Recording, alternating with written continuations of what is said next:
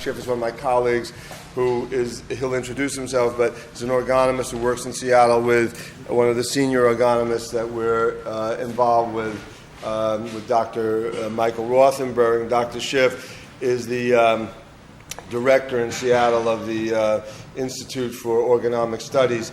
He'll introduce himself. The tape is self-explanatory, and then we'll put in a long-distance three-way call, a party call, and then have a dialogue.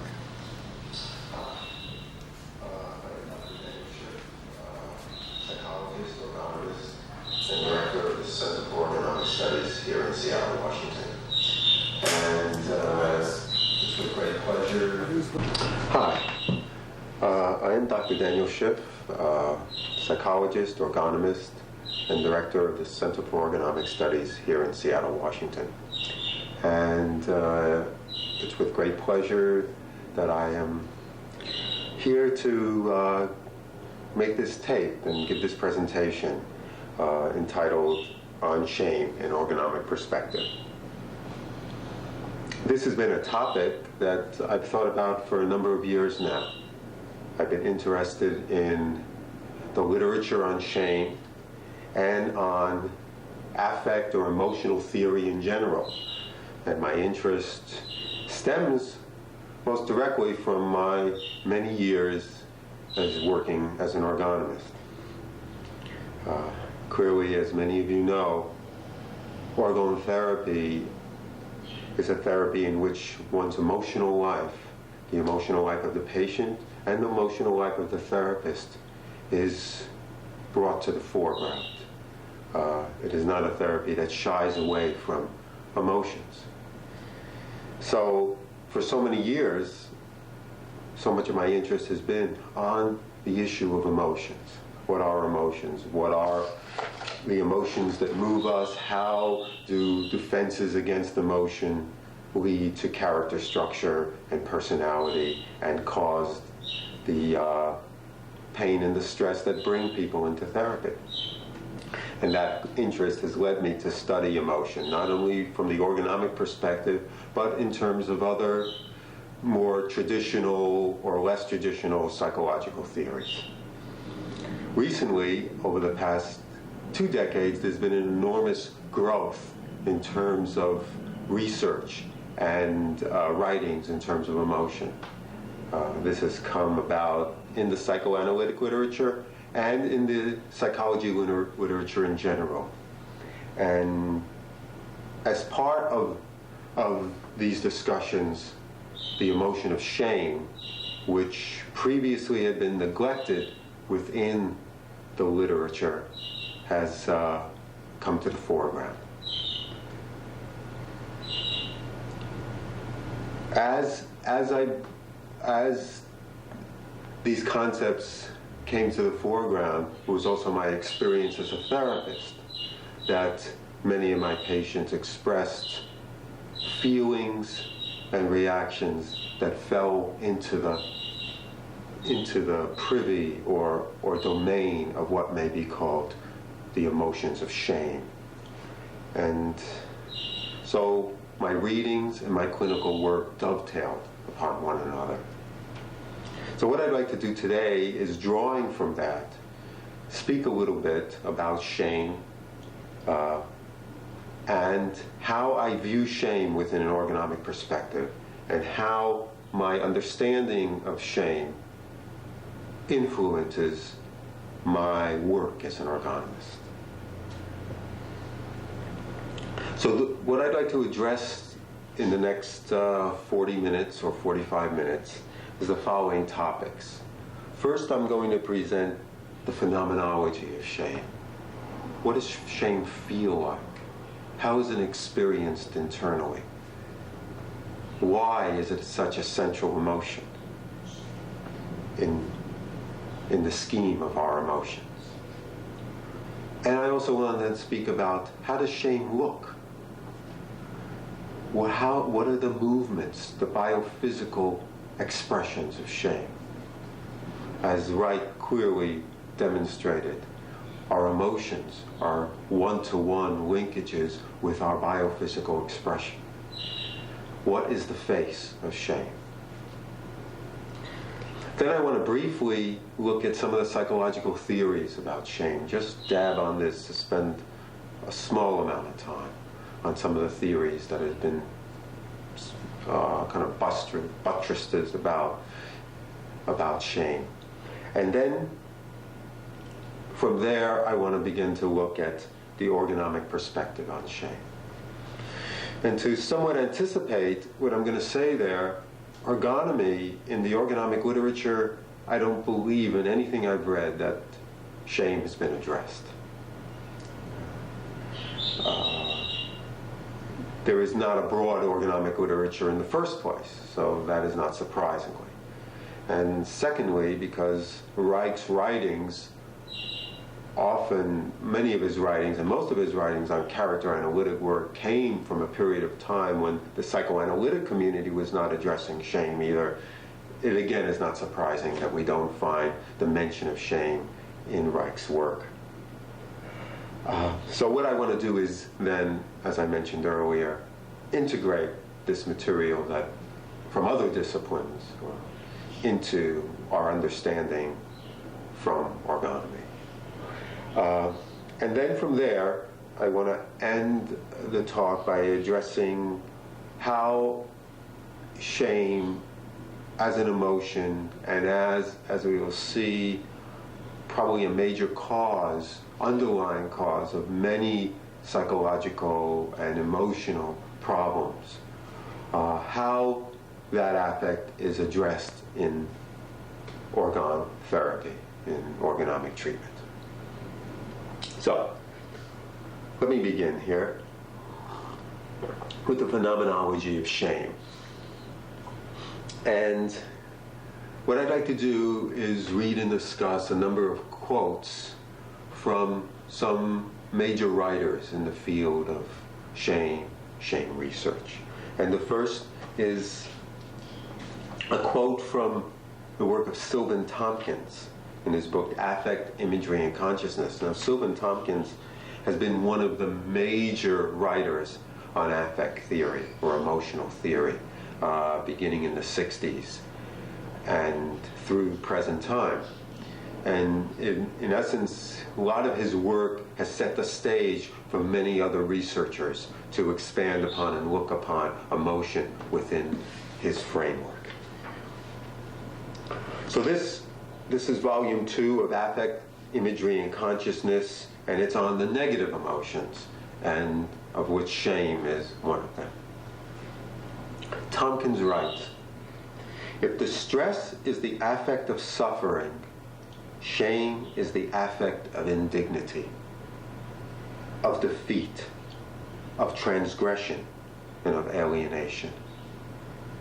Though terror speaks to life and death and distress makes of the world a veil of tears, yet shame strikes deepest into the heart of man. While terror and distress hurt, they are wounds inflicted from the outside which penetrate the smooth surface of the ego. But shame is felt as an inner torment, a sickness of the soul. It does not matter whether the humiliated one has been shamed by derisive laughter or whether he mocks himself. In either event, he feels himself naked, defeated, alienated, lacking in dignity or worth. In this paragraph, Tompkins addresses some of the central aspects of shame as an emotion. He contrasts it with terror or fear and distress. And in this contrast, he points out that terror and fear, however painful they are, feel as if something from the outside have pricked our surface, our boundary. But shame is unique in that it feels like it's a sickness or a feeling of something bad deep within us. A sickness of who we are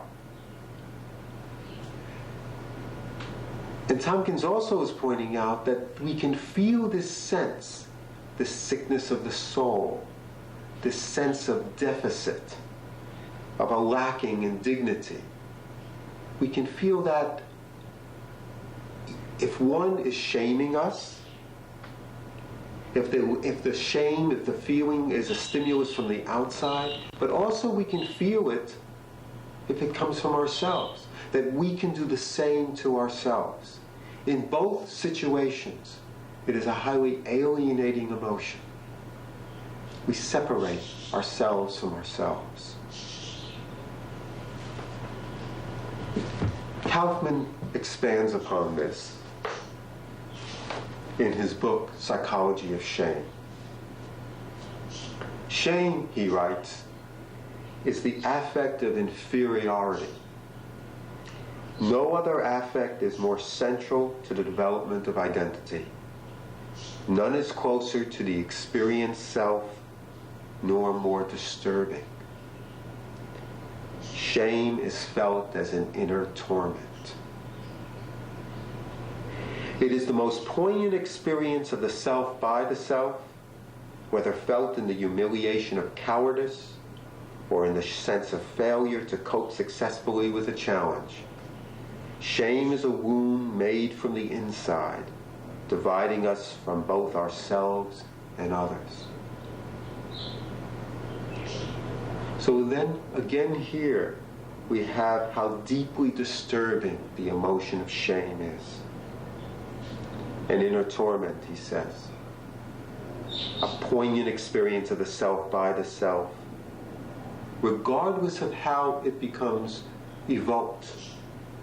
Whether we feel humiliated in the eyes of another, or whether or not we fail to live up to an ideal.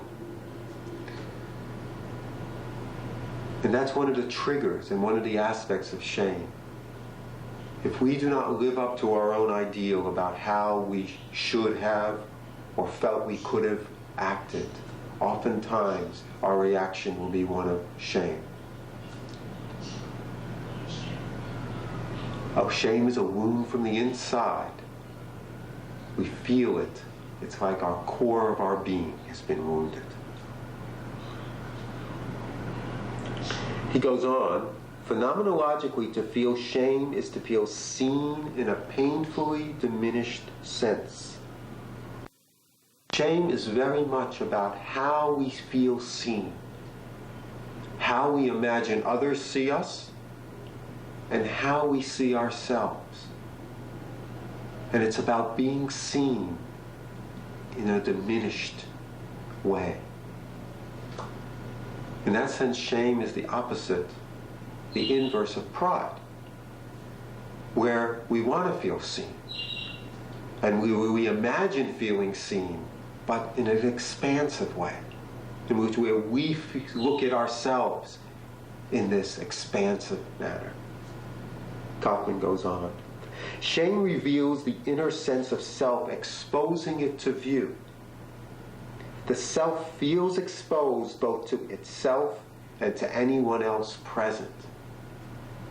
That exposure can be of the self to the self alone, or it could be of the self to others. Again, we can feel exposed in the eyes of the other person and feeling not worthy, feeling that what we did was wrong, or silly, or stupid, or not right.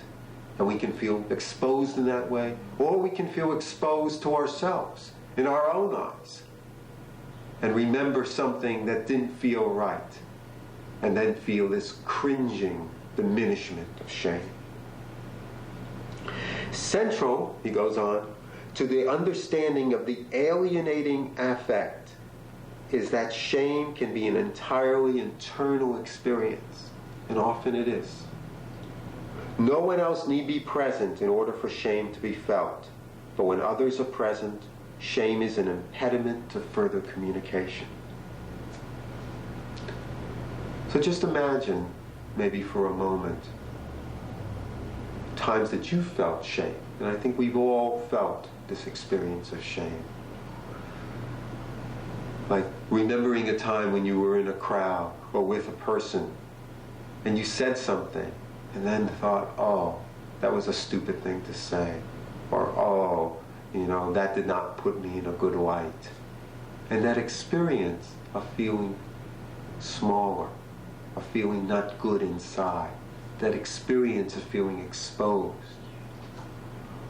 Or remember a time that that exposure has been to yourself, that you've done something or thought of something, and it just felt like, this is not how I want to be in the world. I'm not living up to how I should be, my ideal, the way I would like to be.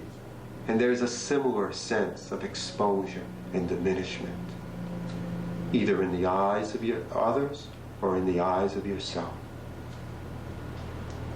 And notice too what happens when you're with another person and you feel shame. Oftentimes it cuts communication. That feeling of withdrawing, of wanting to close in, becomes an impediment to engagement.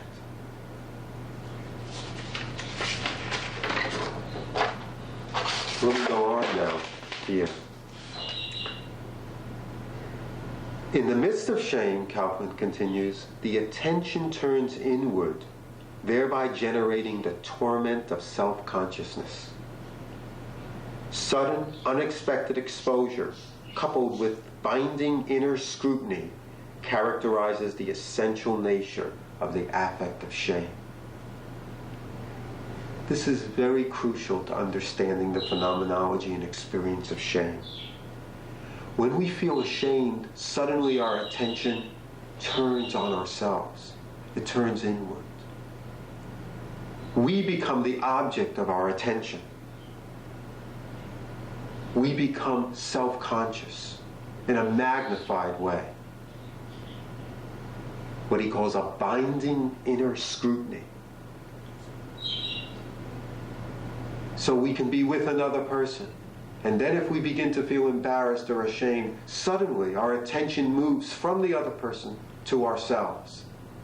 It's like our eyes become inverted and we feel exposed. And that what becomes in the foreground. Kaufman goes on, the binding effects of exposure, of feeling seen then, acutely disturb the smooth functioning of the self. Exposure binds movement and speech, paralyzing the self. And so what he's saying is that once we become exposed, suddenly what was spontaneous and free-flowing in interaction with another person suddenly becomes unspontaneous, becomes rigid, becomes halted. And then we have a strong desire to hide, to close away, to become invisible. He says, the urge to hide, to disappear, is a spontaneous reaction to the self's heightened visibility, and it can overwhelm the self. So, in the experience of shame then, we suddenly find ourselves, and often suddenly is the correct word, we suddenly find ourselves exposed. We suddenly find ourselves self-conscious to what we have done. We suddenly find ourselves in our own scrutiny, and we have a strong desire to hide, to run away from, to disappear from the eyes of the other and from the eyes of ourselves. And the paradox of this is that as we feel the need to hide in our own self-scrutiny, we become an even greater sense of awareness of the other observing us. We become then embarrassed and ashamed about our shame, and may then want to hide our shame. But shame, our own internal experience, takes the foreground. Now, there are variations in the intensity of shame. And some of the language that's being used is describing shame at its extreme end. But even on the end where it's less intense, the shame that we might feel in a day-to-day interaction, there is still those same components. There is an awareness of oneself, a feeling of smallness, a diminishment, some sense of wanting to hide, some sense of not being good or right inside. And the extreme way, and it is a horrible experience. And it's an experience that often is so bad that we want to get away from it. And it's because of the intensity of that experience and how linked that experience is to our sense of our own self. We are bad. Not what we've done, but we are bad. That makes shame so central then in the understanding of emotional distress. Because as we attempt to defend against shame, as we attempt to avoid shame, we engage in behaviors that then in themselves become situations or situational and end up leading to behaviors in life that are destructive to ourselves and our others, and often can be characterized as characterological problems. So, here we have there the feeling of shame. But let me go on next to how does shame look in the world? What are the biophysical reactions and expressions of shame? And to address that, I first want to go to Charles Darwin, who in current psychological literature is so often addressed and looked upon as one of the first or early theorists to look at how emotions function in man and in animals, and the commonality of emotional expression across animal species and across various racial divisions in humankind. And part of what Darwin's work, what he did, was that he observed commonalities of emotional expressions and feelings, among these different groups, and did some research to see whether or not emotions in one area of the world were similarly felt and expressed by individuals in another area, and how they corresponded to emotional expressions in animals. So his work, The Expression of Emotion in Men and Animals, is a real classic and gives us enormous insight into the feeling and expression of emotion. Well, in his chapter here on shame and blushing, which is one of the physiological expressions of shame, Darwin writes, "Under a keen sense of shame, there is a strong desire for concealment. We turn away the whole body, more especially the face, which we endeavor in some manner to hide. An ashamed person can hardly endure to meet the gaze of those present. So he almost invariably casts down his eyes or looks askance. As there generally exists at the same time a strong wish to avoid the appearance of shame, a vain attempt is made to look direct at the person who is causing this feeling. And the antagonism between these opposite tendencies leads to various restless movements in the eyes." So what Darwin here is addressing is how shame is so evident in how we move our face and attempt to hide our face, and we avert our eyes. We feel so seen by the other, and we want to break that being seen, and we do it by moving our face and our eyes away from the contact with the other. So we look down, or we look askance. Then, as he notes, because then that heightens our self-consciousness, we then attempt to make up for that, often, but not always, by looking directly at the person, almost like a defense against that expression of shame. But it has anxiety in it. And that's where he says that it leads to restless movements of the eyes. So the movement of shame, the biophysical expression of shame, as he notes, is a turning away, is a moving your eyes, cast down, is breaking face to face, eye to eye contact. Sylvan Tompkins writes, drawing from Darwin in a similar vein, the shame response is an act which reduces facial communication.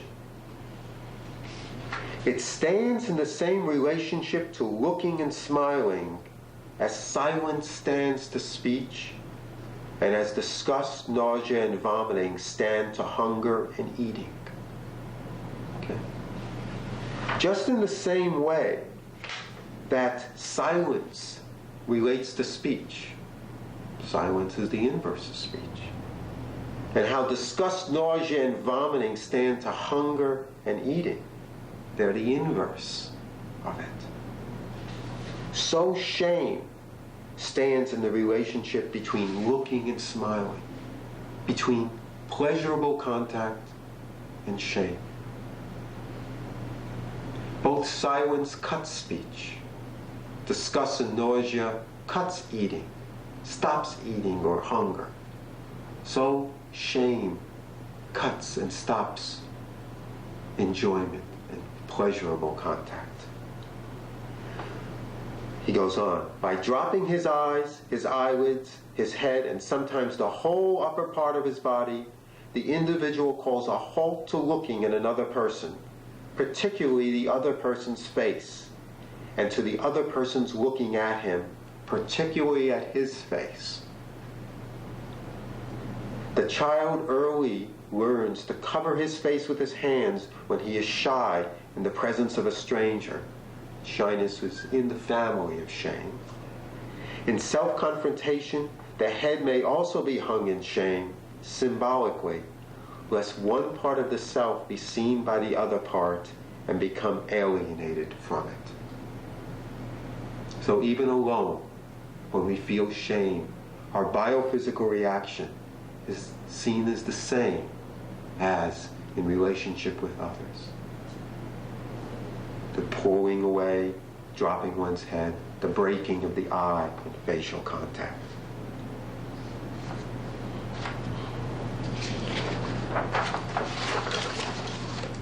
In studies of young children that have been done, young meaning ages 2 to 5, in a number of situations in where they can either be successful or fail within an experiment, within a task. The following observations have been repeatedly made. Success results in direct eye contact with the examiner, smiles, and triumphant open body posture. Pride. Failure results in gaze aversion, frown, body collapse, closed and avoidant body posture. Shame. In research that's been done with adults in terms of self-reports on how when they experience shame, how do they experience themselves, their bodies? The frequent descriptions are given of eye contact avoidance, slumping of the shoulders, keeping their head down when feeling ashamed. They also note that there's reduced level of expressive behavior. It's like the whole organism tones down. More of a tendency to become silent, as well as attempts to control their shame. Also, there are reports of blushing and a whole physiological reduction of arousal. So, taken together, there is shame versus pride. The expansion, the direct contact of pride, and the withdrawal, the reduction of contact, shame. And how the same feelings, the biophysical reactions, are direct one-on-one correlation or one-to-one expressions of the inner feeling, the inner feeling of expansion and pride and openness versus the feeling of the self being sick, worthless, wrong, and needing to hide that self in shame. So, much more can be said and has been said on the phenomenology of shame, but let us move on to how psychological theory has looked at shame. And I just want to be brief in this part and begin by saying again that in early psychoanalytic theory, shame was not mentioned as emotion. There was much more emphasis on sexuality and aggression as drives, and as emotions, the emotions of anxiety, of destructiveness, and of guilt. Shame doesn't really enter the picture until Erik Erikson's work on the 8 Ages of Man, where shame is seen as in the second stage of development, where he poses there's autonomy versus shame and doubt as the other side of the identity and expressions of identity at that stage. And Erikson links shame then to exposure in terms of toilet training and how the child can feel ashamed in the act of defecation and in toilet training. But it became more recent in psychoanalytic literature as psychoanalytic literature moved into self-psychology and looking at the self as a primary or important element in terms of one's functioning, and began to look at what would be called narcissism or the narcissistic personality. And in that literature, ways in which a person becomes deflated and ashamed began to rise to the surface and seem as central to psychopathology. The issues of shame and defenses against shame began to become more to the foreground. A recent book, which pretty much says it in its title, is a book by Andrew Morrison entitled Shame, the Underside of Narcissism. You scratch a narcissist and you find underneath deep shame. The narcissistic bravado is a defense against the inner feelings of emptiness, of worthlessness. So moving quickly on then, shame has also been addressed in, as this literature speaks, in affect theorists who don't approach emotion theory directly from psychoanalytic theory, but look at basic affects and how those affects and emotions affects one's functioning. And Sylvan Tompkins, again, in his depiction of the 8 basic affects that we can see in infants, and that characterize the basic affects which then become the more complicated affects as we mature, places shame as one of those basic affects. However, his concept of shame is very interesting. He says, I quote, "I posit shame as an innate affect auxiliary response and a specific inhibitor to continued interest and enjoyment."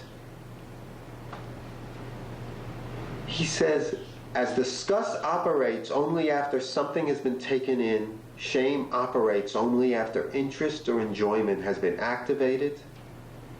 It inhibits one or the other or both. So, in talking about the basic affects, which his basic affects are interest, excitement, 2 levels, 2 poles of interest, enjoyment, joy, surprise, startle, fear, terror, distress and anguish, anger and rage. He then posits a number of auxiliary, drive auxiliaries, and an affect auxiliary. And by auxiliary means that a kind of an affect that comes in order to hold back or stop a certain kind of movement. And in this case, he posits that shame is a specific inhibitor of interest, of enjoyment. And that what happens is that if we have enjoyment or contact in the world, but then we get an unexpected response, we protect ourselves by breaking that contact. We pull back the interest. And that pulling back is the basic response of shame. Now what happens, as Tompkins sees it, is that as the child begins to grow older and becomes more self-aware and self-conscious of the other, then that affect becomes associated with how we see others view us. Feelings of disgust, or you're wrong, or you're bad, or it's not right, or lack of response. And then those painful emotions become associated with this natural pulling back protective mechanism. And there we have the broad range of feelings that accompany shame. So shame is a built-in biological response as a way of dealing with the environment around issues of interest, but then become associated with very negative feelings about oneself. Just putting it here, he says, the innate activator of shame is the incomplete reduction of interest or joy. If joy cannot be fully spent, it cannot be fully discharged, but it becomes interrupted, then we have this innate activator of shame.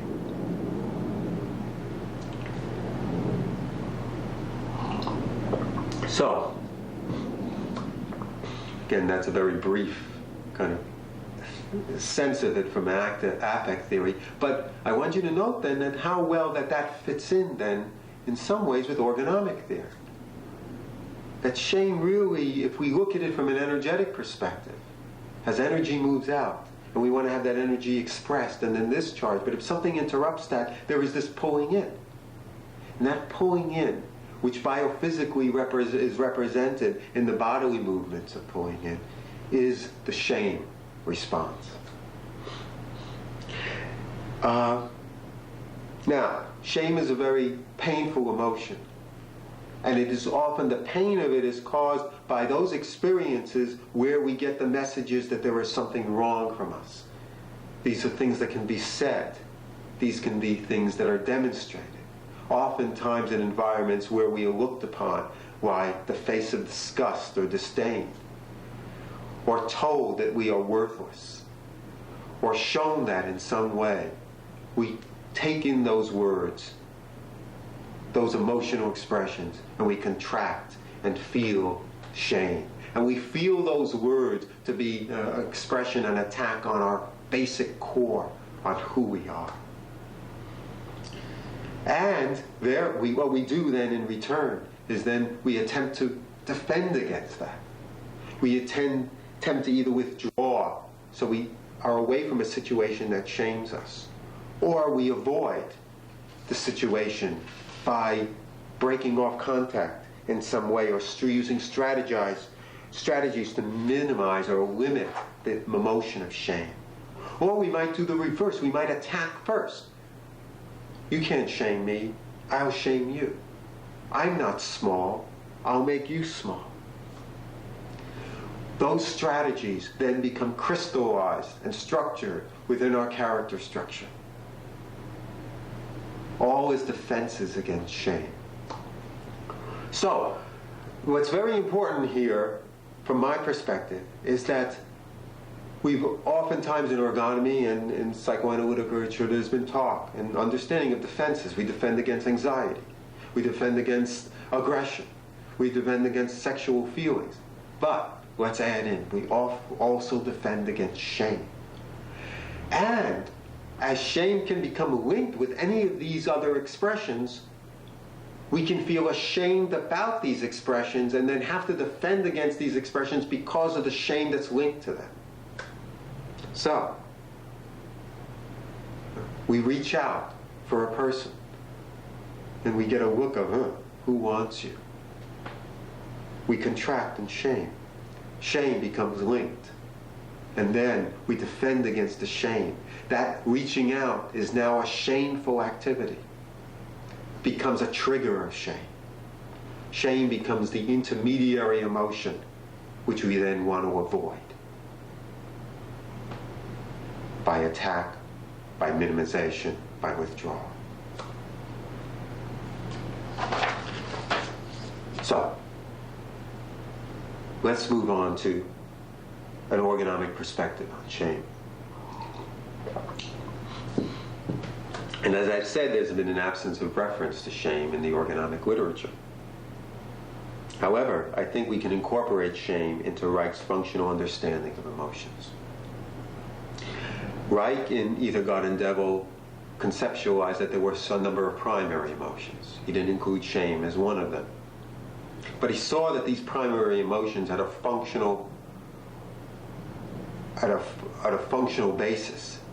That they were there as a means of negotiating interrelationships between the self and the world. For example, anger and rage was a way of taking care of something that was hurtful. There was the outside reality and the inside response. Sadness was a response to when something or someone that was loved was taken away. There's an immediate connection between the external trigger and the organismic response that had a functional basis. Well, affect theorists see emotions in the same way. And shame has been, as postulated by Tompkins, serves in a similar kind of functional way. A functional way of protecting oneself when one's expected interest is no longer there. And then a functional way of defending against when one's expressions outward become met by rebuff.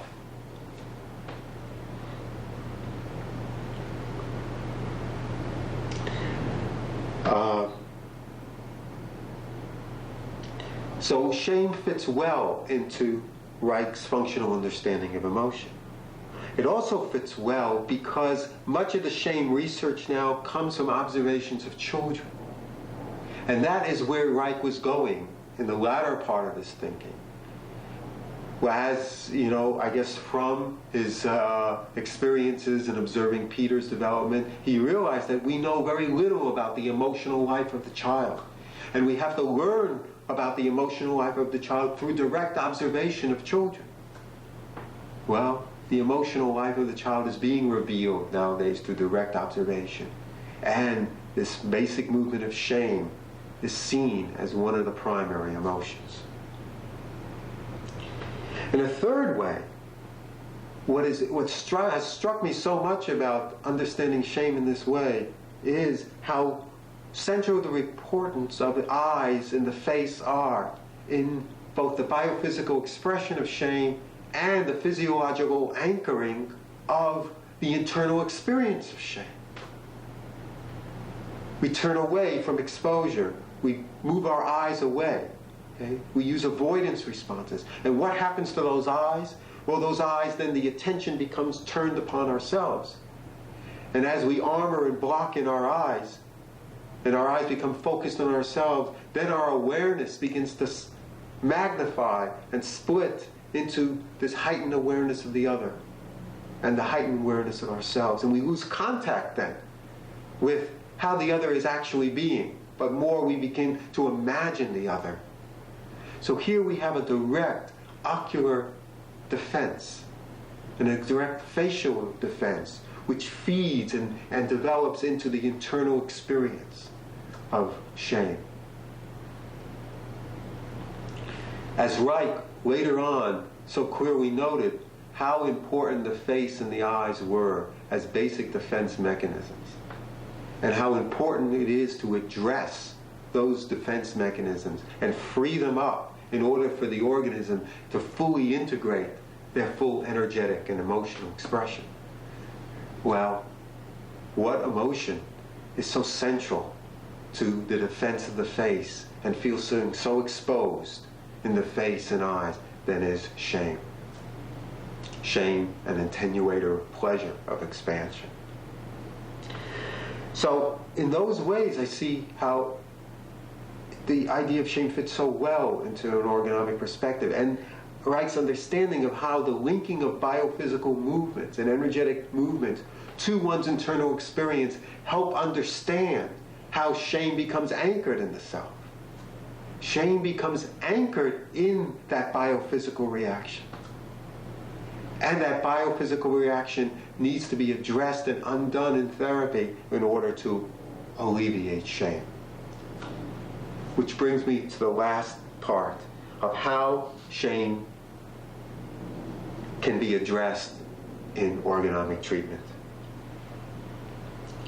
Given what I'm saying, I think the orgone therapy and orgonomic treatment is an ideal environment to address issues of shame. Why? Because one, the focus on the emotional life. As I stated, this is the arena of orgone therapy. Unlike many other therapies, which are much more cognitively based. So the expression of shame can be talked about, but within an abstract way. In orgone therapy, all the emotions are brought to the surface. They must be lived in order to be experienced, in order the defenses and the defensive nature of them be undone, and in order for the primary emotions to emerge to the surface. So orgone therapy is the perfect place and arena for the focus of shame to be. Not that it will be pleasant, but important. And, as Guy had just mentioned, because shame is so rooted and so seen in a biophysical reaction, where else but in orgone therapy, which focuses so much on the identity with the biophysical and emotional life, can shame be seen and recognized. As orgone therapists, hopefully, we are trained and become trained to recognize how bodily expressions are related to characterological and emotional expressions. Well, it behooves us, I think, to be able to see the face of shame and the movements of shame and to identify that. And with our trained eyes, then be able to bring that into the therapeutic situation. So, I see that orgone therapy is the perfect place to address shame for those reasons. And how need it be addressed? Well, it needs to be addressed in the same way that orgone therapy addresses all the other emotions. In a session, what do? We observe the emotion, we observe the biophysical reaction, and we bring the person's awareness, the patient's awareness to that emotion, to augment it, to make the person have contact with it. Well, we need to do that as well with shame. We have to identify how shame functions in the session, in the person's interaction with us, and in the person's life. If, in fact, and I think it is safe, that many symptoms come from the defense against the emotion of shame, then the person has to be able to identify shame, to see how they're defending it, and then they can undo the defensive reactions. So, in our discussions and biophysical work, the emotion of shame must be addressed. Oh, you reacted this way, you reacted with anger. But maybe there was something underneath that. What was your experience there? And help a person begin to see how, yes, they felt small and diminished, but then they attacked. I won't be small. Or how, in our session, they began to express some emotion, but then look away. Ah, the shame reaction, the shame linkage. So we must help a person identify the shame, identify the defenses against shame, and understand those defenses. And as a last point and a closing point, we must guard as in treatment, therapists must guard against further shaming the individual. Understand that individuals who have been shamed a lot are very sensitive to it. and that we can be shaming in our own reactions. You know? And that's very important in the way a therapist works with defenses. That if a person is defending, they usually need to be defending. And if we approach it in a way that makes them feel bad about themselves, right, then that can evoke a shame reaction. And unless that shame reaction has been dealt with and understood, then that can lead to a further closing down rather than an opening up.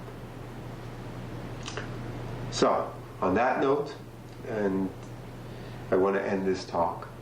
And hopefully I've given you a sense, a small sense, of the experience of shame, a little bit about how shame is looked at within psychological and affect theory, and some understanding and sense of how I see shame as fitting into an orgonomic paradigm, how I see my work as an orgonomist has helped me in terms of understanding shame and working with shame, and how I utilize that understanding within the orgone therapeutic approach.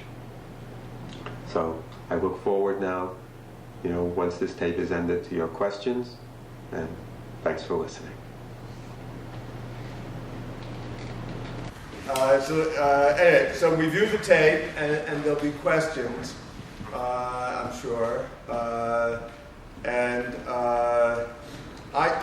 would like to make just a couple of quick comments. I've seen the tape a couple of times, so just as a couple of quick responses. One thing that struck me is that when we talk about shame and the importance of the face, that there is a real interesting parallel with the idea of what is traditionally called saving face. We use the popular expression of saving face, which is clearly what one does when one experiences shame, is an attempt, and one's reactions and the way one organizes defensively around shame is an attempt to literally save face. And I feel I suddenly had this insight about the real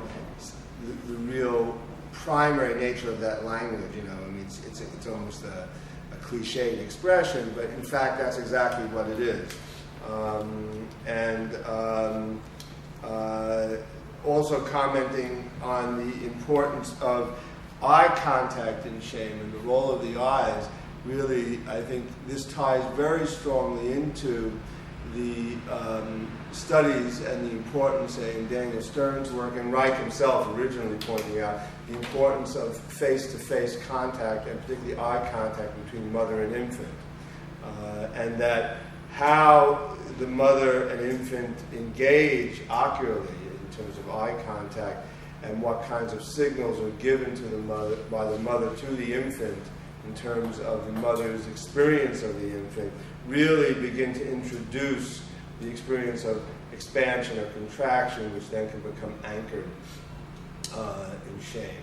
I also was interested in the fact that Reich, I remember talking to Dr. Sobey, Reich never felt that shame was a primary emotion, and I was trying to jive that against your presentation today, and I realized that I think what it really is that shame is not so much a primary emotion as a primary control or a primary device or a primary means of regulating primary emotions.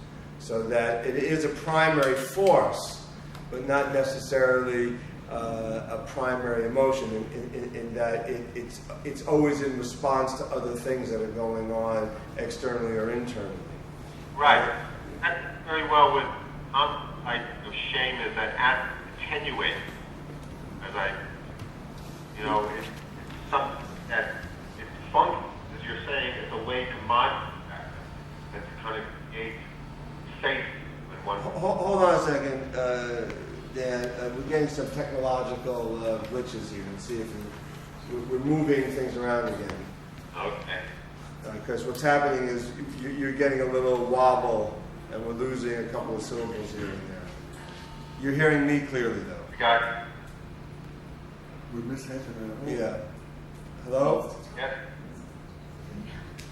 Are you talking directly into your mouthpiece? Yes, I am. Would you like to move my mouth here? Do you need me to come in clearer, or? That's good. That sounded better.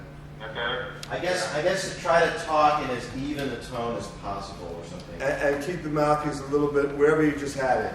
Okay. Not being able to see you, okay? So, because what's happening is that we're getting wobble and we're losing some of your communication. Okay, I'll present my own expression here. Okay. Don't be ashamed.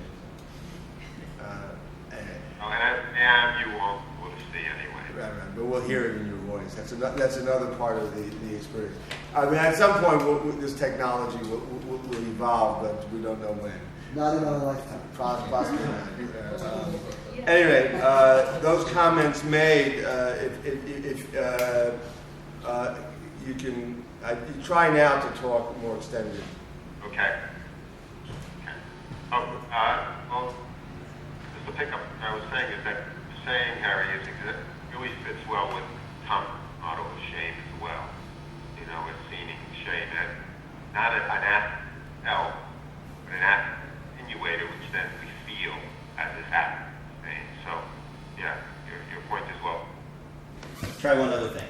We're trying one other thing here. We're still having some difficulties. Okay.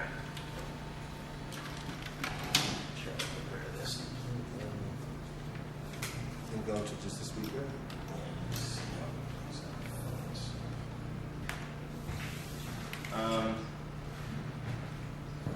Can you talk right now? Okay. I'm here. All right, if everybody can hear that. Everybody hear that? So far. So far, okay. Why don't we move it maybe closer up, and then we'll try that if that works. Keep going. Okay. Okay. Yeah. Well, we'll try with this. It's playing better. So go ahead. Okay. Well, I said my Okay, but we didn't hear it. you didn't hear. Sorry. I'll say it one more time. Okay. Am I coming in clear now? Yeah, this is fine. Right? Yeah? Louder if you can, but you're clear now. Okay, louder? That's good. Okay. That's fine. Okay. What I'm saying, what I was said was that what you're mentioning, Harry, fits very well within that model that Tompkins presented in terms of shame, what he calls an attenuator of emotion. And essentially, serves this kind of defensive function. And we experience that as this feeling of shame. And also that shame, though Tompkins sees shame as you can see the movement of shame, the biophysical reaction of shame, very early on, there are many theorists who feel that shame really doesn't come in to be experienced the way we experience shame until age of 2 to 3. And so, even in that sense, it doesn't fit with the idea of a pure primary emotion which would be seen at birth. Yes, I think what you see in children, in very young children, when I worked with Dan Stern, you watch the tapes of the relationships in the first year. That what you're seeing more is, and this fits very nicely into Reich's work in terms of expansion and contraction. You see a kind of encouragement. The mother is able to encourage movement out from the core towards the periphery or towards the world, or contraction back away from the world. And I think that becomes the anchor, or the expression, the vocabulary, the primary vocabulary by which later on shame becomes more acutely defined and anchored. And I think it's probably correct that the key vehicle certainly in civilized society, so to speak, is around toilet training, because that's the first and primary place that the adult world can begin to force contraction, force very, very unpleasurable experiences on the organism around very basic primary biological functions. Did you hear any of that? I got it. Why don't we open up to some questions if people have questions, and you should be able to hear them if people speak up. You might have to. You might have to come closer just when you speak your question. But I realize that this is a multitude of individuals. When you get into sociological phenomenon, for example, a culture, a nation like Germany, which the majority of the people supported or acquiesced to horrible things. And then the idea afterwards of they should be ashamed, and for the large part, they kept silent. They held back. Is that not is that a shame defense, or is that an inability to perceive it, or what? Well, actually, that seems like an appropriate feeling of shame. A little louder, Dan. Okay, and that seems like an appropriate feeling of shame. In the literature, they speak about that shame as what some people call toxic shame, or kind of a shame based on being shamed, and the natural function of shame, in which one doesn't feel good about what they've done, how they've presented themselves. And there's an appropriate then feedback device from shame, and kind of feeling that I did not live up to my ideal. So it would seem that that's that those people who felt that sense of shame, they had a realistic, reality-based feeling of shame. What I'm getting at, I guess, is some people block against it and will not admit or accept it, or will counteract it, and others will abnegate themselves. If I can expand on that just a bit, back in the days of the McCarthy hearings, Joseph Welch asked his famous question of Senator McCarthy. He said, "Have you no shame, sir?" And it always seemed to me that it was a function of a relatively healthy, decent individual to be able to feel shame when they have indeed done something that was not right. Exactly. Whereas most psychopaths don't feel any shame whatsoever. Well said, yes. There's a natural, Yes. Well, I think what we're all addressing here, or what's beginning to come up, is what is the role of shame? Is there a rational and healthy function to shame? Yes. And as I think with any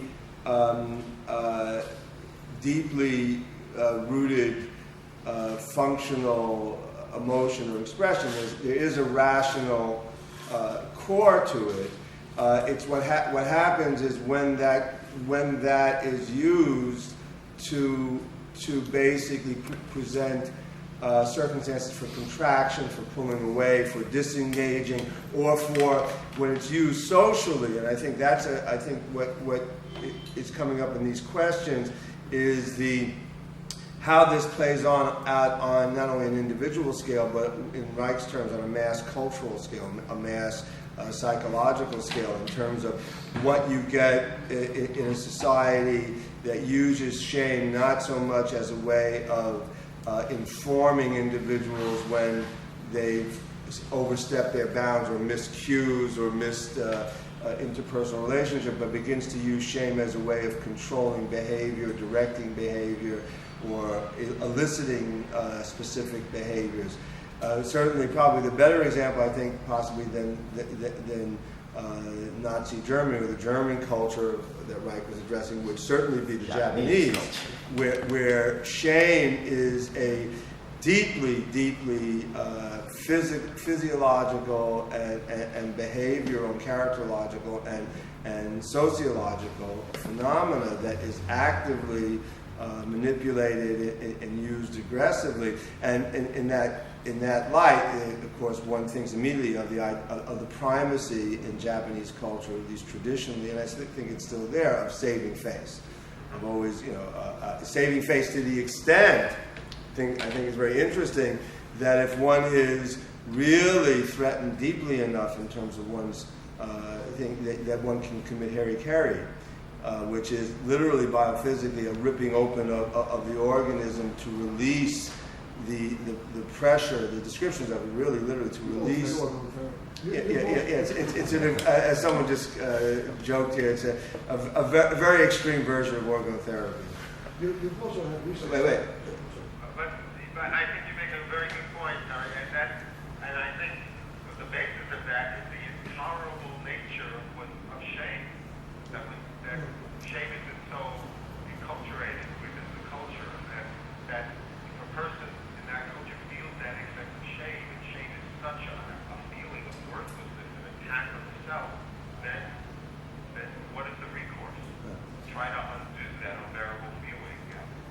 shame gets to the sexual need eventually. Yeah, I mean, I think we're all right. Someone just commented here again that shame has a profoundly deep anchor in the biosexual energetic pulsation of the organism. And I think the intolerable, if we were going to look at it in that respect, the intolerableness of it is as the organism contracts and the pressure builds, literally in Harry Carey, the description is the only thing that can literally release it is to rip open and release. Just as violent acts, one of the ways, one of the things that sadism functions for is often behind the sadistic impulse, the sadistic striking out, the aggressive striking out, is often a need to release that's deeply rooted in issues of shame and feelings of shame. And that fits well too. And being right, I mean, we're the only place that I really see him addressing or speaking about emotions of shame is when he talks about the masochistic character. There you have in terms of the releasing of the bound, energy. You have where the mechanism that goes on is masochist. Punishment for the feeling of shame, but which is it's layers of defense. I mean, the punishment is a way of releasing for the defense against shame, and the shame, of course, is a response to the collapse and also aggressive feelings. Because usually, what happens when you break through masochism is you always get to the initial response, which is sadistic response to one's being ashamed, to one's being shamed. And so but that shame really, I mean, I think you're hitting on something. And I thought very interestingly when I viewed the tape and we started really corresponding about it, talking about this, thinking about this, that shame is a very vital thing to look at in terms of its role. And I think it's interesting that it's something that's only coming to be looked at quite late. And I suspect that has, because of its innately central sexual pulsatory nature, it's probably one of the hardest things to both locate, look at, and even finally talk about in some sort of objective way, or even build an objective database on. It seems that according to the Reich's chapter on the masochistic character, that shame would not be, however, a primary defense. But the primary thing that the masochistic character does is to release energy that has built up that the individual has not been able to discharge in other ways. And shame feels like something further on down the line. No, I think shame comes actually early on. I think what happens is the initial experience is in the organism attempting to move out into the world. In some way they are criticized or pushed back or forced to contract. They experience that eventually that is defined in most individuals as they become more sophisticated in the language of interaction, interpersonal language, gets experienced as intolerable feelings of shame. And that for the masochist that builds up, and the only way they can experience any release and the only way they can defend against those intolerable feelings is to be punished so that they can experience some discharge. In my memory of the chapter, what I think that Reich was saying is that the energy builds up because the individual is not able to discharge it in orgasm or other means.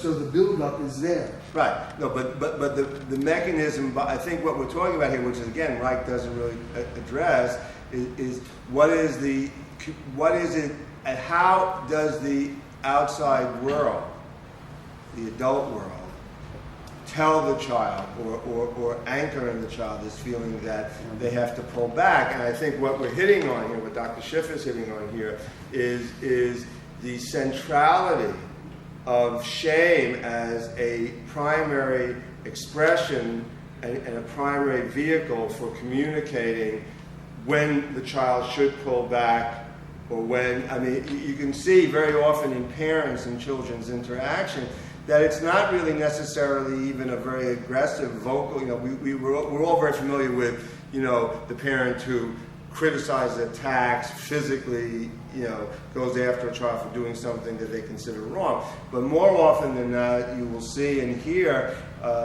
patients or individuals, or you can just observe the way adults, teachers, children, other kids, or particularly adults, parents, address issues of shame is by a look of, disdain, or as Dr. Schiff was saying, disgust, or turning away. And I've seen in children a much more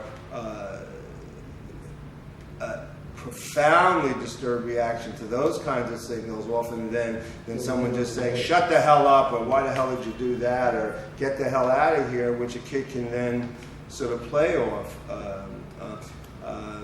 So I think that the role of shame, I think, is as a communicational device, as an expressive device. I think it's a primary expressive device. It's very useful. It's a functional device.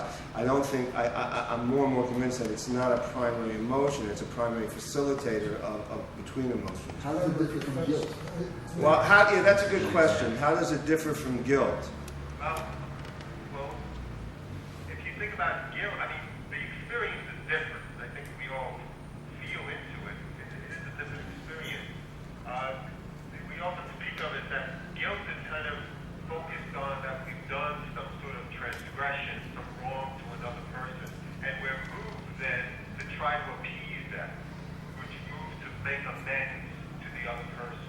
So it's like guilt motivates the action to try to change it. Say we're sorry, or go to confession, or something like that. Shame has a different feel. We're not moved then to do something to change the action. Shame is much more felt and experienced is that there's something very deeply wrong with ourselves. And we're moved much more than to hide, to withdraw, to disappear. I'd like to just comment. That's a really good example. I think it seems that shame is something that functions at a deeper level than something like guilt, because I noticed that the descriptions of shame and pride, for example, that you gave were almost identical to how one might describe anxiety and pleasure. And perhaps they're so basic, shame and pride, in that the energetic manifestations of them are immediately evoke the concepts of anxiety and pleasure. It's not, whereas guilt requires more intellectualization in order to feel it.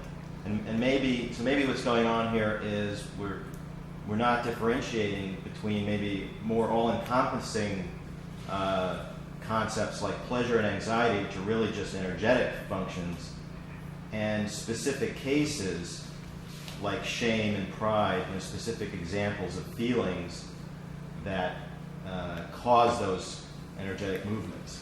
Yeah, I think the issue, I think, is very crucial. The issue is guilt has a very, very one-to-one immediacy.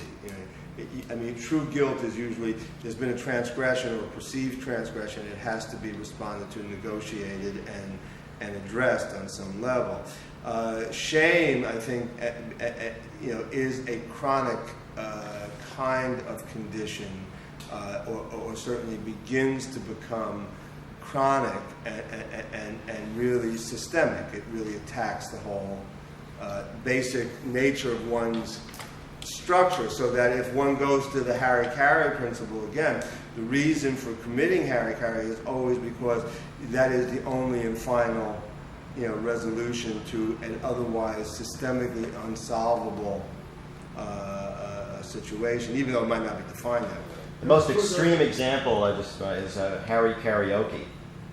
That's one of our Dr. Schiff doesn't. You're so embarrassed by how badly you've sung that you kill yourself. Dr. Schiff doesn't usually respond to jokes. Are you still there? Yeah, that what occurs there is a massive avoidance of shame. Massive. That's also a shameful joke. One thing about points there is that Tompkins would speak of guilt as moral shame. He would see it as a shame reaction, but in a moral perspective or around moral issues. I'm not. You know, I guess it depends on language. I mean, I just think it's a question of immediacy and pervasiveness. Can you imagine having a reaction like blushing because of guilt? Yeah. And the second point is that theorists who use often think that guilt develops later in the child's life than shame. And That guilt develops requires later. further cognitive ability. That's interesting. That's an interesting point. We have another question.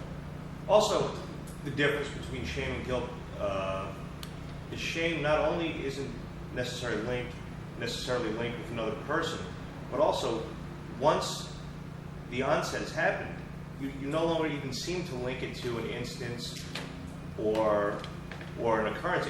You're almost kind of suddenly ashamed of your very existence immediately. It's not you're. Yeah, I think it's systemic, which I think that guilt is usually very, very anchored in. I mean, obviously there are individuals who have really profound, characterological, profound structural problems where they can't negotiate issues of guilt or boundaries of guilt. But usually guilt is I think of it very much in relationship to, rational, expression of anger. Anger, say, compared to rage. Anger. Is the image Dr. Sobel always used to like to use. A cat is lying on the floor in the sun. You step on its tail, it jumps up, hisses angrily, gets incredibly defensive, and as soon as you calm it down, it goes back and calms down. The anger is over. And I think guilt serves a similar function. It's specific to a situational trigger. If it's in a rational context, it's responded to, organized, dealt with, and then one moves on from it appropriately. What happens, I think, possibly the reason for the difficulty we have between guilt and shame is that very often what starts out as a dialogue often between parent and child around things where there is guilt or where there is specific negative feedback to the child. Oh, that was a bad thing to do, that wasn't a good thing to do. It then plays in so subtly into overall systems of the way the parent or the adult shames or builds in larger dialogues around that you're not a good person, you're not a good human being, I don't love you, I don't care about you, then that begins to become a more chronically held position, just as if one's anger is not dealt with rationally and not given the environment to express itself, resolve itself, and move on, the individual begins to build chronically hidden or chronically held positions of hatred and rage or depression, depending on what strategies they use. So I think these things are all within some range of the energetic expression of the organism. It's a question of how they finally play out in terms of the history of that particular organism or group. The point you're making, I think, is very important, that once the environment, once the parent begins to not just speak about the action, but begins to speak about the personage, that in a sense, you're wrong, you're bad, versus, you shouldn't have done this, or this action wasn't correct, then that latter part, or, that you're wrong and you're bad, then becomes self as shame. Yeah. It's a literal attack on the self. There were two examples in October in New Jersey of school teachers who have been accused all of a sudden of He can't hear. I think you don't have to be Japanese or Chinese to be so ashamed that you commit suicide. We had this in New Jersey, 2 cases of school teachers who were banned who were accused of abusing their students sexually, and they both immediately killed themselves. Now you have the case even in righteous childhood with his parents. You have it throughout everyday existence that people are so overwhelmed by shame that they can't cope with it. And that's, I don't know whether that's guilt coming out or not, I don't know what it is, but you encounter it. Well, I think there are also issues Or of they rational. or they walk against it. There are also rational responses to rotten situations. I mean, one gets caught in something because of some pathological or problematic situation, and in some cases, the only way out is out. Certainly, it's hard to know whether someone commits suicide because they're caught doing something because it's shame, or whether it's guilt, or whether you'd have to also know the full extent of the pathology and whether this is simply something gone wrong, or whether there's, and probably in these instances, there was a much, much more profound pathology. I think the danger here is to facilely jump to assumptions about who, what, when, how, and where. But clearly, shame plays a primary role in how we negotiate and look at ourselves in the world. And I think a very big issue is how this plays out on mass psychological grounds. I mean, I think we alluded to the issue. It's sort of easy and more alien to look at Japan, but I mean, how this played out. I mean, certainly in Nazi Germany, how it plays out in various cultures. And this problem, I mean, in psychoanalytic literature, it was always immediately assumed that, you know, this all tied into problems in Germans, anal compulsive, you know, cultural values and toilet training in Germany and Austria, and there might well be some truth to that. But I think that what happens is that we don't really have a very, very sophisticated, we hardly have a sophisticated way to deal with primary emotions like anger, rage, happiness, and joy. Reich was one of the first to begin to even map out a full range of those expressive experiences and to understanding the unifying principle of energetic pulsation that underlies that. So the issue of shame, it seems to me, is really only beginning to be looked at. And again, it's always so typical, it seems to me, maybe there's a point that coming towards conclusion here, that again, one of the sad things in our position or in orgonomic studies is that it would really be wonderful to begin to do some primary research in this, and yet we don't have the recourse and the means to actively set up full-scale research in the area. But certainly it's extremely interesting that this is beginning to emerge as a way of something to really look at as a primary area of expressive behavior. Dr. Schiff, I have a question about the orgonomic part of your presentation. Okay. You had, in speaking about the... Oh, excuse me, if you could just come a little closer. Yes. In speaking about Reich's idea of the original kind of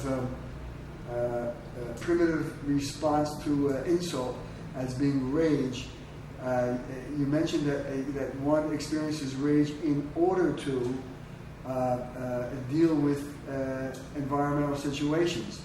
I thought that Reich very clearly was very much against the words "in order to," in that he said that a hand functions to grasp. It doesn't grasp in order to do anything. We feel rage as a direct response to a stimuli, not in order to master the stimuli. I wonder if you could clarify that. Let's see. Okay, I think, let me see if I can give you the quote here. Let's see.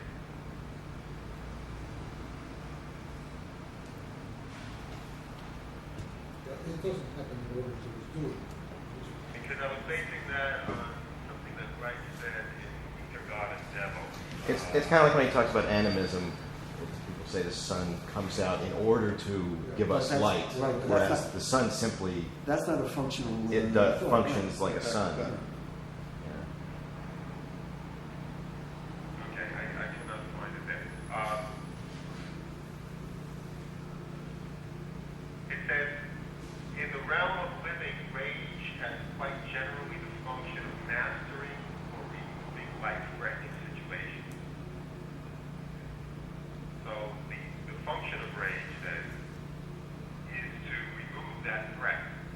Yes, that's different than rage operating in order to.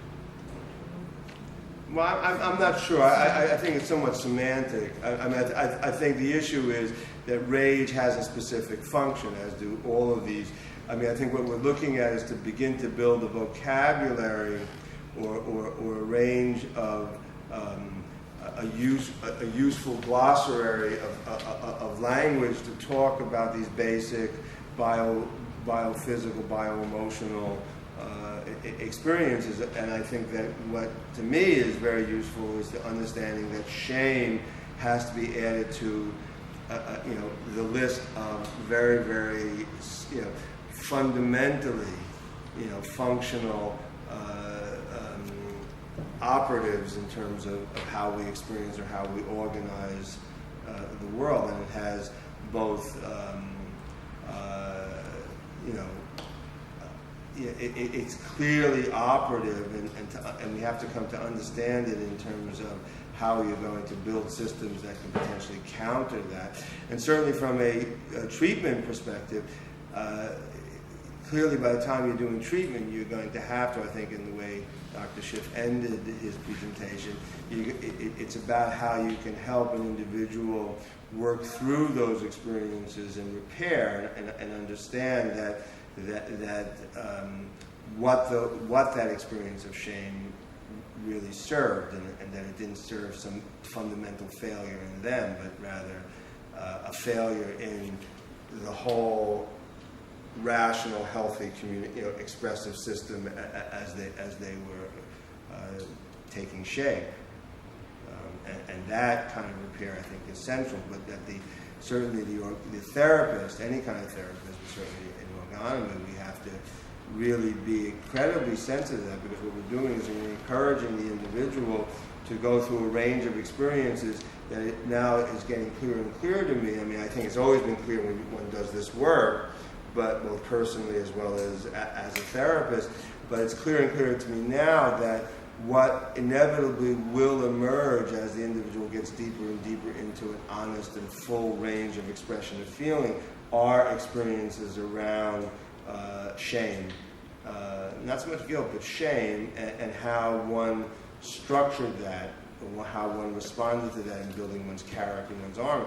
And when that comes up, I think Reich himself talks about how, at the end phase of treatment, how one helps the individual come to terms with what they've gained is as vital, if not more vital, in some ways, than getting there. Dr. Sobey always used to say that everyone gets it wrong in orgonomy. They think that the object is to yell, scream, pound, cry, curse, do this and that. And he said that's just stuff that comes up as you're moving along. It's what happens after you work through that that's crucial in terms of how you get that back out into the way you organize your life, and how your life becomes, and how you accept it, how you do the best you can. I think the person who experiences profound shame never accepts the fact that they're doing the best they can. It's always a sense that no matter how good I do, it's not good enough. I think it's because that shame seems so related to self-worth. Right. And if you feel put down, beat down, or whatever, Okay. it's too hard to, it's paralytic or self-paralytic, and it's too hard to. Is it, one more question. Is it? Can you hear it? Yeah, Okay. I can't hear. No. Okay. No, you can't. I heard what that last person said. It seems to me from my reading and experience and conversation that I cannot hear. the shaming. Don't be ashamed. Right. Come right up. The shaming of a child brings about contraction, and the contraction is the medium by which the child's sexuality is inhibited. Am I correct in that sequence? Yeah. Yeah, I think that. I think what's troubling is some confusion between the energetic functions and the idea. Someone can say something really stupid and get a reaction that makes him feel humiliated, and it's perfectly rational, not a chronic condition. It's not, he may experience for the moment the shame reaction we're talking about, but when a child does some behavior and is made to feel humiliated in a completely inappropriate way and begins to be conditioned to associate the shame that shame reaction with that behavior. Right. You know, maybe the problem is there.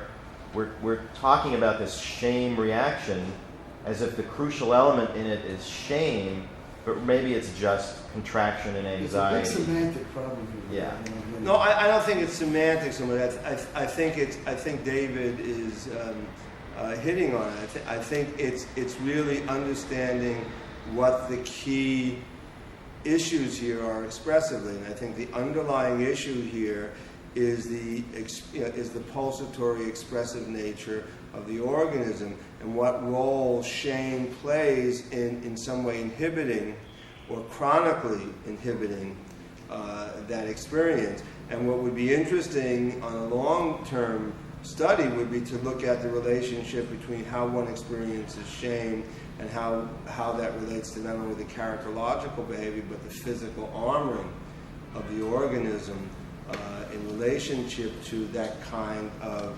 chronic attack on one's whole, sense of self, one's whole sense of one's physical as well as emotional behavioral identity. So I don't really think it's semantic. I think what it is we also don't have a very easy or comfortable language. And one of the things that I learned years ago in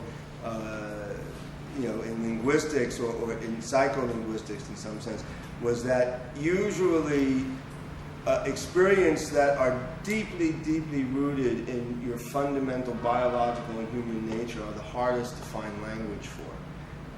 Simple words are the areas where it's often most difficult to talk about. I think one of the reasons that it's very difficult to talk about sexuality in any kind of rational way is not just simply because we're ashamed of it or it's a no-no or it's cult. I think those are issues, but it's more that it's very, very hard to find language that simply and directly relates to the internal experience. Also, it's a pre-verbal level. Right. Because it's a physical. No way to name it because it's the way that Gregory Bateson talks about play. And that play is everyone knows what play is, and just as we all know what shame is. But when you start to talk about it,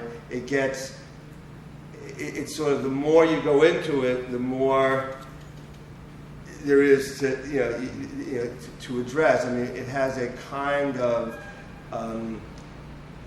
fundamentally difficult way of approaching it, and that's probably why these things are only gradually beginning to come to light or to the surface. I think David's point is very good there.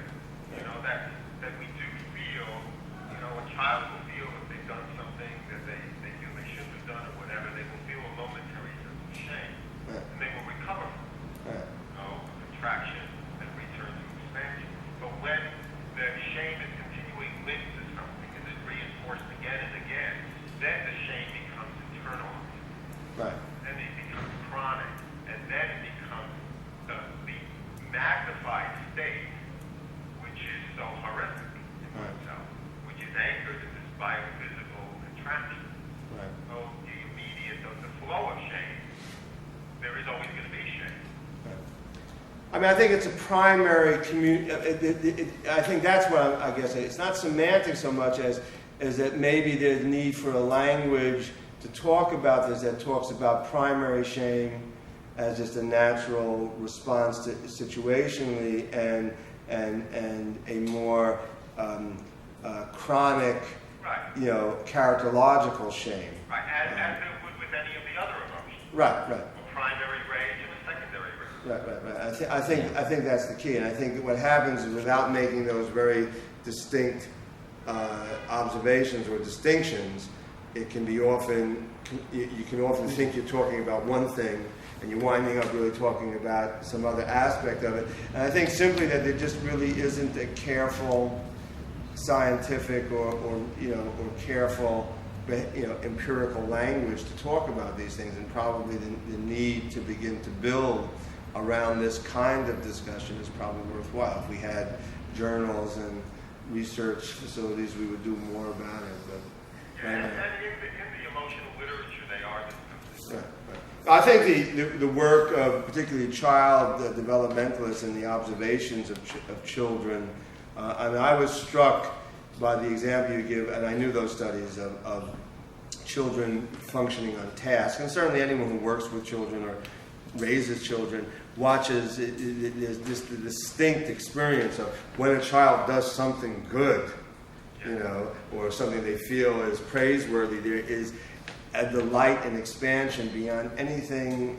I mean, it's just such pure, I mean, not to sentimentalize it, but there's such a pure, just expansive pleasure. And when they fail at something, or when something goes wrong, there is just such a literal sense of collapse and defeat.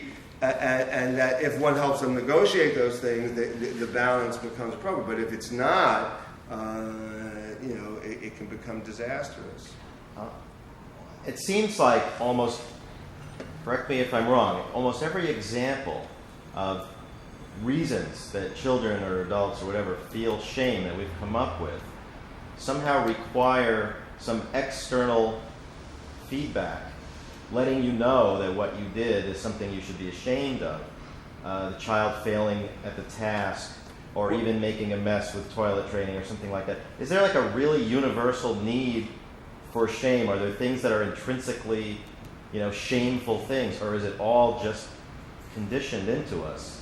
Well, in the example of the child not doing well on the test, it wasn't so much that the child was given information that he or she wasn't doing well. The child was just aware that It didn't work. she wasn't able to do the test. Yeah. So in that case, it wasn't from external feedback, in the sense of somebody shaming or saying you're wrong. But by the time a child is sophisticated enough to be involved in that experiment, they already have a sense of what the reaction is when they do something right and what the reaction is when they do something wrong. Yeah, And it's already been internalized, I think. on the other hand, I've watched children who are starting to walk, who will make the attempt and fail and fall down and not think twice about it. Simply get up again and try and walk.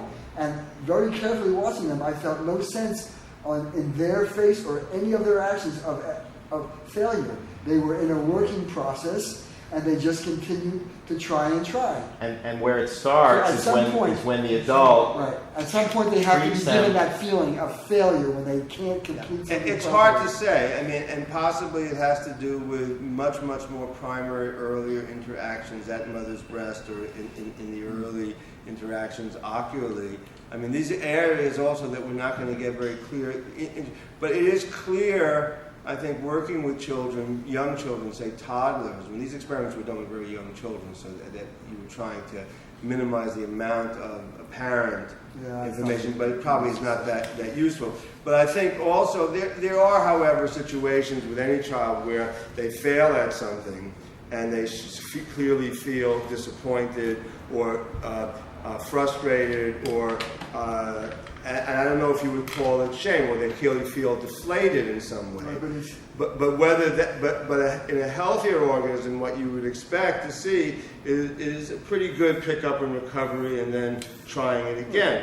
If it begins to become, there again, if it begins to become chronic, then you're looking at the onset of a whole complex of shame that I think is more the issue. I jump in here since, Right. if you. Right. Well, I have two thoughts, and I'm trying to look for this example that's given in Nathan's book. I can't find it, but it's a very interesting example where they're able to see, they do an experiment with infants at 2 to 3 months.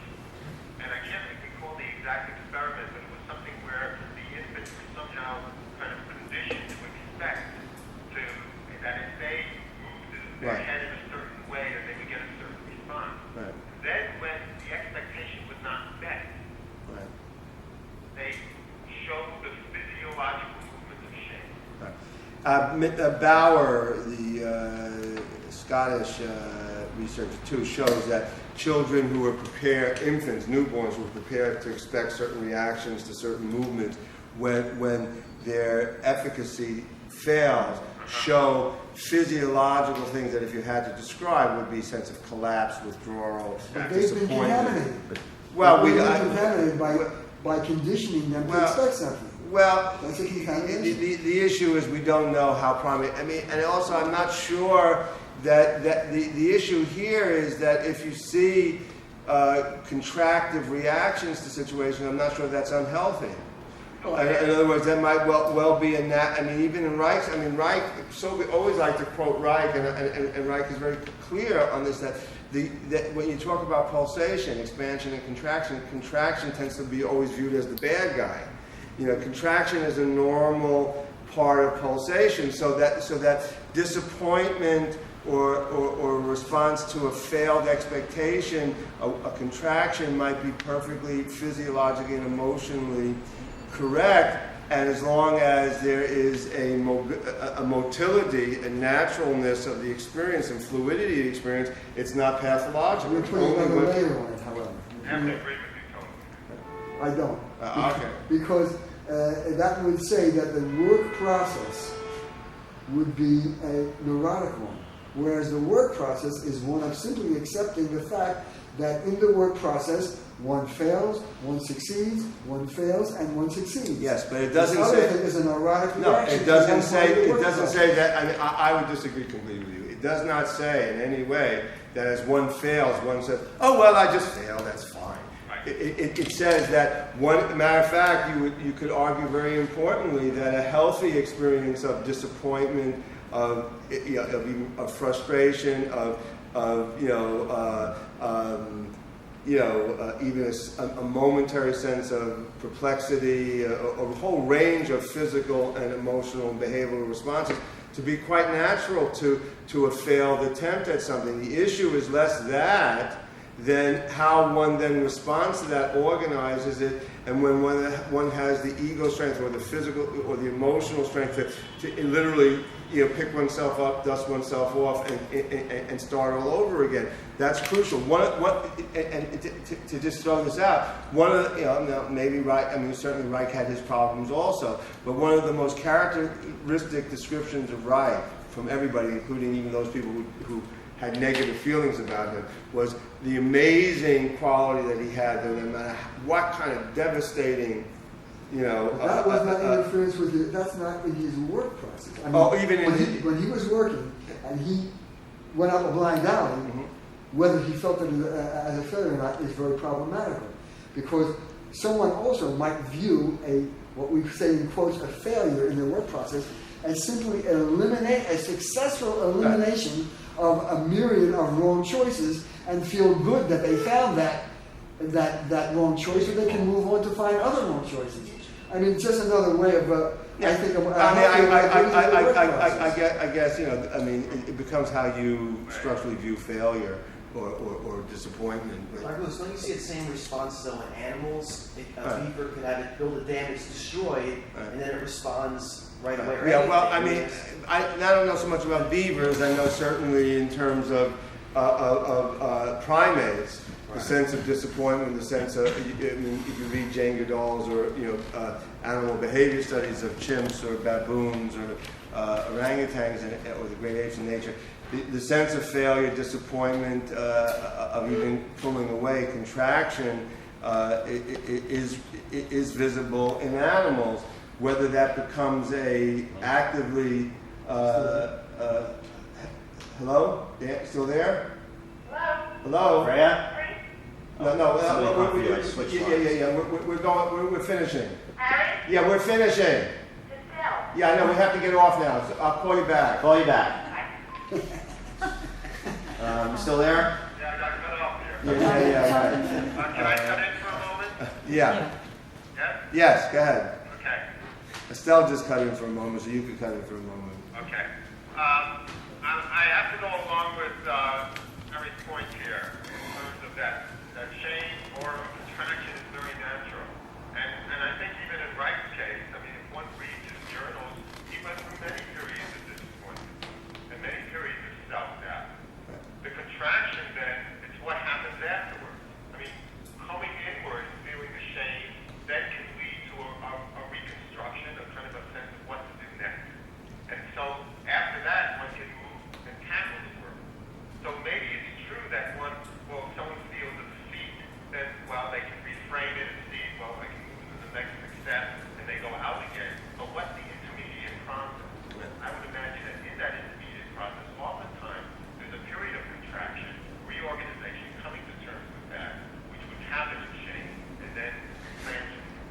mean, it might well be that the individual doesn't or experiences shame fleetingly, reorganizes around it. We don't know. I think what we don't have is we have a lot of personal opinion and personal reaction and personal investment in how we understand these experiences. What we don't have is a broad range of data to see what operates. I mean, and Norman can say, well, that's just because those are neurotic individuals or they've already been conditioned. That well might be true. I don't know. I can't quickly rush to that judgment. I know that there's enough in animal behavior studies, primatology, as well as child development studies to indicate that some of these reactions are quite natural. Maybe they're not shame reactions. Maybe they're simply initially normal expressive reactions to disappointment or frustration that are perfectly normal within the organism's range, that only then become sociologically or environmentally organized into more profound chronic experiences of characterological shame. But we'd have to leave it to. I think it's important, however, to narrow the discussion. What I was referring to was the toddler's reaction to unsuccessfully completing a specific task, which is much different than a man, Reich in this instance, who was battling the opinion of the entire world, who very rationally would feel defeated at times, and or a primate, on the other hand, who was trying perhaps unsuccessfully to get to a food source and would express disappointment or a reaction to that. I think it's important to narrow down exactly what you're referring to, and I think that it's got a little bit more. I agree. I think you first narrow it down to those. That's the value of looking at animal studies or child development studies, and then you build from there to what happens when based on the way a particular individual goes through those those normal primary experiences, then you'll have some indication of what you might look at in an individual later on in life in terms of how they engage when they're hit with bigger issues. So that the child who has who becomes more paralyzed, more devastated when they can't, succeed, that if you're going to trace its roots, it goes deeply into the way those primary experiences were organized and responded to on all sorts of levels. Are you still there? I'm there. Okay. Yeah. But it seems to me that we're again going around the question of whether or not there's a healthy shame, an organic shame, and whether or not it's a healthy, or whether it's just unhealthy. Right. I think there is a healthy animal shame. I mean, I think again the issue is primary versus chronic, characterological, or sociological shame. I think what happens is shame is so innately functional and basic in the organism. I mean, actually, here's an interesting thing. Reich talks very, very much about, and there's often a lot of discussion in animal behavior studies, about the innate disgust reflex to noxious smells or to stuff. That shame, I suspect, has almost that type of very, very primary connection in the organism biophysically to expressions of disgust or of repulsion in the physical experience, so that it's very, very hard. And on the other hand, it's very, very accessible to very effective manipulation in very negative ways, as well as potentially. It's a very potent primary source, so that once it's organized on a grander scale and deeply embedded in the whole characterological experience, you got an individual who's basically trapped, to use the old expression. Dr. Baker. Yeah, whatever. Yeah, I think that's exactly the case. Reich said it first. Reich said it first. Reich said everything first. Yeah. Well, I think you're going to go off and teach. Oh, in a little bit. Okay. No, I have time. You have it. And one last comment, because we're. I'm fine. I don't have to teach for a few hours. Yeah. Okay. Well, we're not going to stay on for a few hours. Well, you're not. Oh, No. okay. Okay. How are you seeing the dollar signs in front of his face? I got to pay for this call. Oh, right. That's right. Okay. Okay. No, but do you have any final statements? Or forever hold your peace? I'll just hold my peace. I think the discussion was very interesting. I think it was a lot of very good points have been raised and a lot of questions about shame. So I've enjoyed the discussion. Well, thank you. I mean, actually, thank you for suggesting the topic, and I think it's really setting up a very good and interesting consideration. And you and I will talk more about it. I'm sure other people have more to say about it. And thanks for putting up with the technology, which sort of works. It's just we got to get a little bit more amplification here. Right. But okay, have a good day. Thank you. Everybody wanted to know which bird that was that they heard on the tape. What was that? Everyone wants to know which bird that was that they heard on the tape. 2 parakeets. 2 parakeets. Yeah. Okay. To get there 2 or 4 or 6 sentences. Right. Don't eat them for Thanksgiving. Yeah, don't eat them for Thanksgiving. What? Don't eat them for Thanksgiving is the word here. They're already thawing. Okay, say hello to the family. Thank you. Okay. Okay, bye. Okay, thanks. That was pretty good. Yeah, no, I mean the technology this is more functional than this. Speakerphone. Can't get that. But thanks to David, Freya, and Eli in absentia, and I'll tell Estelle that she made a momentary, my wife, that she made a momentary appearance.